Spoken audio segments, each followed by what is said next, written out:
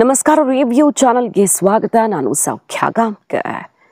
ಯುದ್ಧಕ್ಕೂ ಮುನ್ನವೇ ಆಪರೇಷನ್ ಸಿಂಧೂರ ಮುನ್ನವೇ ಪಾಕಿಸ್ತಾನಕ್ಕೆ ಇನ್ಫಾರ್ಮೇಷನ್ ಶೇರ್. ಏನಾಗ್ತಾ ಇದೆ ಹಾಗಾದರೆ? ಯಾಕಿಂತಹ ನಡೆಯನ್ನು ಅನುಸರಿಸ್ತಾ ಇದ್ದಾರೆ? ರಾಹುಲ್ ಗಾಂಧಿ ವಿರುದ್ಧ ಈಗ ಸಿಡಿದ ಆಕ್ರೋಶ. ಇತ್ತ ಶಶಿ ತರೂರ್ ವಿರುದ್ಧ ಕಾಂಗ್ರೆಸ್ನಿಂದ ಸ್ಟ್ರಿಕ್ಟ್ ಆ್ಯಕ್ಷನ್ ಆಗುತ್ತಾ? ಏನಾಗ್ತಾ ಇದೆ ಶಶಿ ತರೂರ್ ವಿಚಾರದಲ್ಲಿ? ಅವ್ರಿಗೆ ನರೇಂದ್ರ ಮೋದಿ ದೊಡ್ಡ ಜವಾಬ್ದಾರಿಯನ್ನು ಕೊಟ್ಟ ಬೆನ್ನಲ್ಲೇ ಭಾರತವನ್ನು ತೆಗಳಿ ಪಾಕಿಸ್ತಾನದ ಸೈನ್ಯವನ್ನು ಅಟ್ಟಕ್ಕೇರಿಸ್ತಿರುವಂತಹ ಈ ಮಾಜಿ ಮುಖ್ಯಮಂತ್ರಿ ಕಥೆ ಏನು? ಒನ್ ಬೈ ಒನ್ ಡೀಟೇಲ್ಸ್ ನಿಮ್ಮ ಮುಂದೆ ಇರ್ತಾ ಹೋಗ್ತೀವಿ. ಮಿಸ್ ಮಾಡದೆ ನಮ್ಮ ಚಾನಲ್ನ ಸಬ್ಸ್ಕ್ರೈಬ್ ಮಾಡಿ, ನಿಮ್ಮ ಅಭಿಪ್ರಾಯ ಕಮೆಂಟ್ ಮಾಡಿ ತಿಳಿಸಿ. ಎಸ್ ವೀಕ್ಷಕರೇ, ಒಂದು ಕಡೆ ಆಪರೇಷನ್ ಸಿಂಧೂರ ಯಶಸ್ಸನ್ನು ಜಗತ್ತಿನಾದ್ಯಂತ ಕೊಂಡಾಡಲಾಗ್ತಾ ಇದೆ. ಪಾಕಿಸ್ತಾನದ ಸೇನೆಯನ್ನು ಭಾರತದ ಸೇನೆ ಹೇಗೆ ಬಡಿತು ಅನ್ನೋದನ್ನು ಮತ್ತು ನಮ್ಮ ಏರ್ ಫೋರ್ಸ್ ತಾಕತ್ತು ಇವತ್ತು ಚೀನಾವನ್ನು ಮೀರಿಸುವಂತಿದೆ ಅನ್ನೋದನ್ನು ಅಮೆರಿಕನ್ ವಾರ್ ಎಕ್ಸ್ಪರ್ಟ್ಸ್ ಒಪ್ಕೊಳ್ತಾ ಇದ್ದಾರೆ, ಅನಲಿಸ್ಟ್ಗಳು ಒಪ್ಕೊಳ್ತಿದ್ದಾರೆ. ಅಲ್ಲಿನ ನ್ಯೂಯಾರ್ಕ್ ಟೈಮ್ಸ್ ರಿಪೋರ್ಟ್ ಮಾಡ್ತು ಪಾಕಿಸ್ತಾನದ ವಿರುದ್ಧ ಭಾರತದ ಕಾರ್ಯಾಚರಣೆ ಎಷ್ಟು ಸ್ಟ್ರಾಂಗ್ ಆಗಿತ್ತು ಅನ್ನೋದನ್ನು ಟ್ರಂಪ್ ಕೂಡ ಒಪ್ಕೊಳ್ಬೇಕಾಯ್ತು. ಆಮೇಲೆ ಇಷ್ಟೆಲ್ಲ ಆಗ್ತಿರೋದ್ರ ನಡುವೆ ಜಗತ್ತೇ ಭಾರತದ ಸೈನ್ಯ ಸೈಲೆಂಟಾಗಿ ಇದ್ದುಕೊಂಡು ಎಷ್ಟು ಸ್ಟ್ರಾಂಗ್ ಆಗಿದೆ.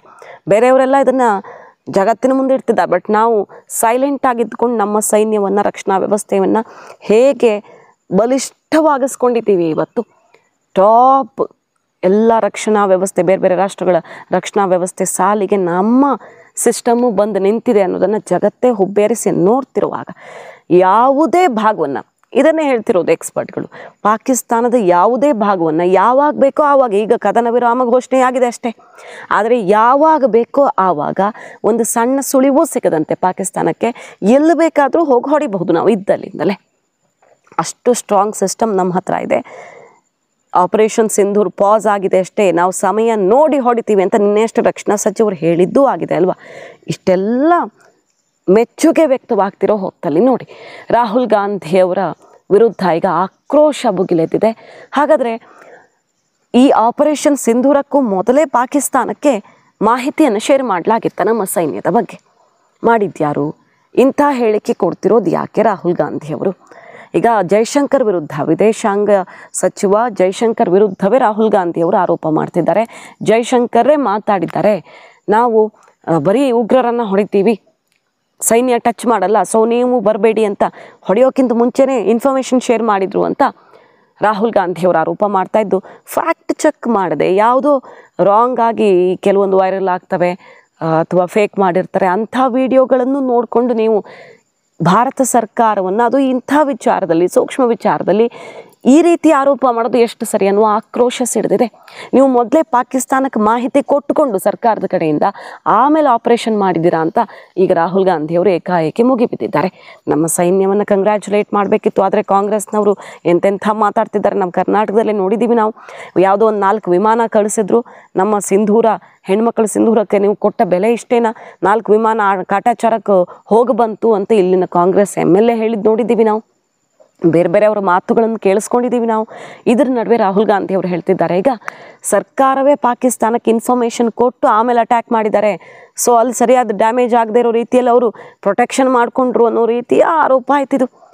ಪಾಕಿಸ್ತಾನದಲ್ಲಿ ಏನಾಗಿದೆ ಅನ್ನೋದನ್ನು ನೋಡಿಯೂ ಕೂಡ ಅಲ್ಲಿ ಅವರು ರಿಸರ್ವ್ ಇಟ್ಕೊಂಡಿರೋದ್ರಲ್ಲಿ ಅರ್ಧ ಅಮೌಂಟು, $3-4 ಬಿಲಿಯನ್ ಹಣವನ್ನೇ ಈಗ ಅವರು ತಮ್ಮ ವಾಯುನೆಲೆ, ಸೇನಾ ನೆಲೆ ರಿಪೇರಿ ಮಾಡೋದಕ್ಕೆ ಟೆಂಡರ್ ಕರೀತಿದ್ದಾರೆ ಅನ್ನೋ ಬಿಗ್ ಡೆವಲಪ್ಮೆಂಟ್ ಆಗ್ತಿದೆ ಅಲ್ಲಿ. ಅದೆಲ್ಲವನ್ನು ನೋಡಿಯೂ ಕೂಡ ಈಗ ಸರ್ಕಾರವೇ ಪಾಕಿಸ್ತಾನಕ್ಕೆ ಇನ್ಫಾರ್ಮೇಷನ್ ಕೊಟ್ಟಿದೆ ಅನ್ನುವ ಆರೋಪ ಸಿಡಿದಿದ್ದು ಇದು ತೀವ್ರ ಜಟಾಪಟಿ ಕಾರಣ ಆಗಿದೆ. ಇದು ಒಂದು ಕಡೆ. ಇನ್ನೊಂದು ಕಡೆ ಶಶಿ ತರೂರ್ ಅವ್ರಿಗೆ ಈ ವಿದೇಶಾಂಗ ನಿಯೋಗದ ಉಸ್ತುವಾರಿ ಕೊಡಲಾಗಿದೆ. ಅಮೆರಿಕಕ್ಕೆ ಅವ್ರ ಟೀಮ್ ಹೋಗುತ್ತೆ, ಬೇರೆ ಬೇರೆ ಕಡೆಗೆ ಬೇರೆ ಬೇರೆ ಟೀಮ್ ಹೋಗ್ತಾ ಇದೆ ಅಲ್ವಾ. ಸೊ ಶಶಿ ತರೂರ್ ಅವ್ರನ್ನ ನೀವು ಹೆಂಗೆ ಆಯ್ಕೆ ಮಾಡಿದ್ರಿ? ಕಾಂಗ್ರೆಸ್ ಕೊಟ್ಟ ಲಿಸ್ಟನ್ನು ಬದಿಗಿಟ್ಟು ಕೇಂದ್ರ ಸರ್ಕಾರ ಬೇರೆಯದ್ದೇ ಲಿಸ್ಟ್ ಮಾಡಿ, ಸೊ ಯಾರೂ ಕೂಡ ಈಗ ಅಲ್ಲಗಳಿಯೋ ಹಾಗಿಲ್ಲ. ಅವ್ರಿಗೆ ಜವಾಬ್ದಾರಿ ಕೊಟ್ಟಿದ್ದಾರಲ್ಲ ನಮ್ಮ ಸೇನೆ ಆಪರೇಷನ್ ಹೆಂಗಿದೆ ಅನ್ನೋದನ್ನು, ಇವರೇ ವಿದೇಶಗಳಿಗೆ ಹೋಗಿ ಮಾತಾಡಿ ಬರುವಂತಾಯ್ತು. ಈಗ ನಮ್ಮ ದೇಶದ ರಕ್ಷಣಾ ವ್ಯವಸ್ಥೆ ಕೊಟ್ಟ ಇನ್ಫಾರ್ಮೇಷನ್ ಅವರೇ ಜಗತ್ತಿನ ಮುಂದಿಡೋದ್ರಿಂದಾಗಿ ಯಾರು ಅನುಮಾನಿಸ್ತಿದ್ರು ಅವರೇ ಈಗ ಸಮರ್ಥಿಸ್ಕೊಳ್ಳುವಂಥ ಪರಿಸ್ಥಿತಿಯನ್ನು ಕೇಂದ್ರ ಸರ್ಕಾರ ತಂದಿಟ್ಟಿದೆ. ಅವರೆಲ್ಲ ಯಾರು ಜವಾಬ್ದಾರಿ ಕೊಟ್ಟಿದ್ದಾರೋ ಅವ್ರು ಖುಷಿಯಾಗೇ ಹೋಗ್ತಿದ್ದಾರೆ. ಎಸ್, ನಾವು ದೇಶಕ್ಕಾಗಿ ಕೆಲಸ ಮಾಡ್ತೀವಿ, ನಮಗೆ ಕೊಟ್ಟ ಜವಾಬ್ದಾರಿನ ತುಂಬ ಚೆನ್ನಾಗಿ ನಿಭಾಯಿಸ್ತೀವಿ ಅಂತ. ಯಾರು ಇದನ್ನು ವಿರೋಧಿಸೋ ಹಾಗಿಲ್ಲ. ಈಗ ಇಲ್ಲಿ ಶಶಿ ತರೂರ್ಗೆ ಅವಕಾಶ ಮಾಡಿಕೊಟ್ಟಿರೋದ್ರ ಬಗ್ಗೆ ಕಾಂಗ್ರೆಸ್ನಲ್ಲಿ ತೀವ್ರ ವಿರೋಧ ವ್ಯಕ್ತವಾಗ್ತಿದೆ. BJP ಅವರು ಕಾಂಗ್ರೆಸ್ ವಿರುದ್ಧ ಮುಗಿಬಿದ್ದಿದ್ದಾರೆ. ಶಶಿ ತರೂರ್ ಶೈನ್ ಆಗ್ತಿರೋದು ನೋಡಿ ಪಾಪ ಕೆಲವ್ರಿಗೆ ಸಹಿಸೋಕ್ಕಾಗ್ತಿಲ್ಲ ಅಂತ. ಕೇರಳ ಎಲೆಕ್ಷನ್ ಟಾರ್ಗೆಟ್ ಮಾಡ್ಕೊಂಡು ಇದೆಲ್ಲ ಮಾಡ್ತಿದೆ BJP ಅನ್ನೋ ರೀತಿಯಲ್ಲಿ ಕಾಂಗ್ರೆಸ್ ಕೂಡ ಅಲ್ಲೂ ಮುಗಿ ಬೀಳ್ತಾ ಇದೆ. BJPಯದ್ದು ಬೇರೆ ಏನೋ ಆಪರೇಷನ್ ಪ್ಲಾನ್ ಇದೆ ಶಶಿ ತರೂರ್ ಸುತ್ತ ಅನ್ನೋ ರೀತಿಯೆಲ್ಲ ಆಕ್ರೋಶ ಕೂಡ ರಾಜಕೀಯ ಲೆಕ್ಕಾಚಾರಗಳು ಕಂಡು ಬರ್ತಿವೆ. ಶಶಿ ತರೂರ್ ಹೇಳ್ತಿದ್ದಾರೆ, ಇಲ್ಲಿ ರಾಜಕೀಯ ಮತ್ತೊಂದು ಅಲ್ಲ, ನಾನು ಕೊಟ್ಟಂಥ ಜವಾಬ್ದಾರಿಯನ್ನು ಅಚ್ಚುಕಟ್ಟಾಗಿ ನಿಭಾಯಿಸ್ತೀನಿ. ನಾನು ನಮ್ಮ ದೇಶದ ಈ ಆಪರೇಷನ್ನು ಯುದ್ಧ ಗೆದ್ದಿರುವಂಥ ಪರಿಯನ್ನು ತುಂಬ ಅಪ್ರಿಷಿಯೇಟ್ ಮಾಡ್ತೀನಿ. ಸಿಂಧೂರ ಅನ್ನೋ ಹೆಸರು ಎಷ್ಟು ಚೆನ್ನಾಗಿದೆ, ಮತ್ತಿದನ್ನು ನಾನು ತುಂಬ ಅಚ್ಚುಕಟ್ಟಾಗಿ ಕೆಲಸ ಮಾಡಿ ದೇಶಕ್ಕೆ ಹೆಮ್ಮೆ ತರ್ತೀನಿ ಅನ್ನೋ ಹೆಮ್ಮೆಯ ಮಾತುಗಳನ್ನು ಆಡ್ತಿದ್ದಾರೆ. OIC ಕೂಡ ಅದನ್ನೇ ಹೇಳ್ತಿದ್ದಾರೆ. ದೇಶಕ್ಕಾಗಿ ನಾನು ಸರ್ವ್ ಮಾಡೋದಕ್ಕೆ ಸಿಕ್ಕಿರೋ ಈ ಒಳ್ಳೆಯ ಅವಕಾಶವನ್ನು ಯಾವ ಕಾರಣಕ್ಕೂ ಬಿಟ್ಕೊಳ್ಳಲ್ಲ, ಅಷ್ಟು ಚೆನ್ನಾಗಿ ವಿದೇಶಕ್ಕೆ ಅರ್ಥ ಮಾಡಿಸ್ಬರ್ತೀನಿ ನಮ್ಮ ಸೇನೆಯ ಶಕ್ತಿಯನ್ನು ಅಂತ ಅವರು ಕೂಡ ಜನರ ಮನಸ್ಸನ್ನು ಗೆಲ್ಲುವಲ್ಲಿ ಬ್ಯುಸಿಯಾಗಿದ್ದಾರೆ. ಆದರೆ ಕೆಲವರು ನೋಡಿ ಎಂತೆಂಥ ಮಾತಾಡ್ತಿದ್ದಾರೆ ಅಂದರೆ, ಮೆಹಬೂಬ್ ಮುಫ್ತಿ ಒಮರ್ ಅಬ್ದುಲ್ಲಾ ಸೇನೆ ಪರ, ಕೇಂದ್ರ ಸರ್ಕಾರದ ಆಪರೇಷನ್ ಪರ ನಿಂತಿರೋದ್ರಿಂದಾಗಿ ಅದ್ರ ವಿರುದ್ಧ ಇರೋ ಔಟ್ ಬ್ಯಾಂಕನ್ನು ತಾನು ಸ್ಟ್ರಾಂಗ್ ಮಾಡ್ಕೊಳ್ಬೇಕು ಅಂತ ಮುಫ್ತಿ ಈ ರೀತಿ ಮಾತಾಡ್ತಿದ್ದಾರೋ ಏನೋ. ದೇಶ ವಿರೋಧಿ ಕೃತ್ಯಗಳನ್ನು ಬಹಿರಂಗವಾಗಿ ಮಾಡೋರು ಯಾರಾದರೂ ಇದ್ದರೆ, ಓಪನ್ ಆಗಿ ಮಾಡಲ್ಲ, ಕದ್ದು ಮುಚ್ಚಿ ಮಾಡೋರು ಕಳ್ಳರು ಇರ್ತಾರೆ ಒಳಗಡೆ, ಓಪನ್ ಆಗಿ ಯಾರಾದರೂ ಮಾಡೋರು ಇದ್ರೆ ರಾಜಕಾರಣಿಗಳು ಅನ್ನೋ ವಾತಾವರಣ ವಿಪರ್ಯಾಸವೇ ಸರಿ. ಇದು ಏನು ಹೇಳ್ತಾರೆ ಅವ್ರು ನೋಡಿ.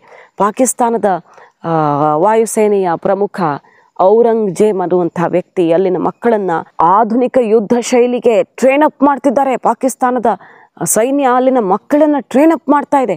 ನಮ್ಮಲ್ಲಿ ಕಲ್ಲು ಹೊಡೆಯೋಕೆ ಹೇಳ್ಕೊಡ್ತಾರೆ ಅಂತ ನಮ್ಮ ದೇಶವನ್ನು ಅಲ್ಲಗಳೆದು ಅಲ್ಲಿನ ಸೈನ್ಯಕ್ಕೆ ಶಹಬಾಷ್ಗಿರಿ ಕೊಡ್ತಿದ್ದಾರೆ ಮುಫ್ತಿ. ಅಷ್ಟೇ ಅಲ್ಲ, ನೀರಿನ ವಿಚಾರದಲ್ಲಿ ಪಾಕಿಸ್ತಾನದ ಅಮಾಯಕ ಜನರಿಗೆ ಭಾರತ ಮೋಸ ಮಾಡ್ತಿದೆ. ನೀರನ್ನೆಲ್ಲ ಅಸ್ತ್ರದ ರೀತಿಯಲ್ಲಿ, ಯುದ್ಧದ ರೀತಿಯಲ್ಲಿ ಬಳಕೆ ಮಾಡಬಾರ್ದು, ಅಲ್ಲಿನವ್ರಿಗೆ ಕಷ್ಟ ಕೊಡ್ತಿದ್ದಾರೆ ಭಾರತೀಯರು, ಅಮಾನವೀಯವಾಗಿ ನಡ್ಕೊಳ್ತಿದೆ ಭಾರತ ಸರ್ಕಾರ ಅಂತ ನಮ್ಮ ಸರ್ಕಾರದ ವಿರುದ್ಧವೇ ಸಿಂಧೂ ನದಿ ವಿಚಾರದಲ್ಲಿ ಮುಗಿಬಿದ್ದಿರುವ ಮುಫ್ತಿ. ಗಡಿಪಾರು ಮಾಡಿದ್ರೆ ಇಲ್ಲಿ ನೆಲೆಸಿದಂಥ ಪಾಕಿಸ್ತಾನದವರನ್ನು ಕಳಿಸ್ಕೊಡ್ತಿರೋ ತಪ್ಪು ಅಂತ ಅವತ್ತೂ ಕೂಡ ಸರ್ಕಾರದ ವಿರುದ್ಧ ಕಿಡಿಕಾರಿದ್ದ ಮುಫ್ತಿ. ಸೊ ಈ ದೊಡ್ಡ ದೊಡ್ಡ ನಾಯಕರು, ಮಾಜಿ ಮುಖ್ಯಮಂತ್ರಿಗಳು ಏನು ಭಾರತವನ್ನು ವಿರೋಧಿಸೋ ಕೆಲಸವನ್ನು ಇಷ್ಟು ಓಪನ್ ಆಗಿ ಮಾಡ್ತಿದ್ದಾರಲ್ಲ, ದೇಶದ್ರೋಹವನ್ನು ಅನ್ನೋದೇ ಈಗ ವಿಪರ್ಯಾಸಕ್ಕೆ ಕಾರಣವಾಗಿದೆ. ಸೊ ಇದೆಲ್ಲ ಬೆಳವಣಿಗೆಗಳನ್ನು ಗಮನಿಸ್ತಾ ಇದ್ದೀವಿ. ಇಡೀ ದೇಶ ಸೇರಿ ಒಗ್ಗಟ್ಟಿನಿಂದ ಸಂಭ್ರಮಿಸಬೇಕಾಗಿದ್ದ ಪಾಕಿಸ್ತಾನದಲ್ಲಿ ವಿಕ್ಟರಿ ಪಾರ್ಟಿ ನಡೀತಾ ಇದೆ ಗೊತ್ತಾ ನಿಮಗೆ. ಸೋತು ಸುಣ್ಣವಾಗ ಧ್ವಂಸ ಆಗಿ ವಾಯುನೆಲೆ, ಸೇನಾ ನೆಲೆ ಶಿಫ್ಟ್ ಮಾಡ್ಕೊಳ್ತಿರೋ ಪಾಕಿಸ್ತಾನದಲ್ಲಿ ಪಾರ್ಟಿ ಮಾಡ್ತಿದ್ದಾರೆ. ಆದರೆ ಗೆದ್ದು ಬೀಗಿರುವಂಥ, ಜಗತ್ತೇ ಕೊಂಡಾಡ್ತಿರುವಂಥ ಭಾರತದಲ್ಲಿ ರಾಜಕಾರಣ ಈ ರೀತಿ ವಿಪರ್ಯಾಸ ಪರಿಸ್ಥಿತಿಯಲ್ಲಿದೆ. ಎಲ್ಲದಕ್ಕೂ ಒಂದು ಲಿಮಿಟ್ ಇರುತ್ತೆ. ಆದರೆ ರಾಜಕಾರಣ ಸೇನೆ ವಿಚಾರದಲ್ಲಿ ಹಿಂಗೂ ಮಾಡ್ಬೋದಾ? ಕಳೆದ ಬಾರಿ ಸಾಕ್ಷಿ ಕೇಳಿದ್ರು, ಈ ಸಲ ವಿಡಿಯೋ, ಫೋಟೋ, ಸ್ಯಾಟಲೈಟ್ ಇಮೇಜ್ ಸಮೇತ ಎಲ್ಲ ಸಾಕ್ಷಿ ಇಟ್ಟ ಮೇಲೆ ಹೊಸ ರೀತಿಯಲ್ಲಿ ರಾಜಕಾರಣ ಶುರುವಾಯ್ತಾ ಅನ್ನೋದು ಈಗ ಚರ್ಚೆ, ಎಲ್ಲ ಕಡೆ ಆಕ್ರೋಶಕ್ಕೂ ಗುರಿಯಾಗ್ತಿರೋದು. ಮಾಹಿತಿ ನಿಮ್ಗೆ ಇಷ್ಟ ಆಗಿದ್ರೆ ಮಿಸ್ ಮಾಡದೆ ನಮ್ಮ ಚಾನಲ್ನ ಸಬ್ಸ್ಕ್ರೈಬ್ ಮಾಡಿ, ನಿಮ್ಮ ಅಭಿಪ್ರಾಯ ಕಮೆಂಟ್ ಮಾಡಿ ತಿಳಿಸಿ. Thank you.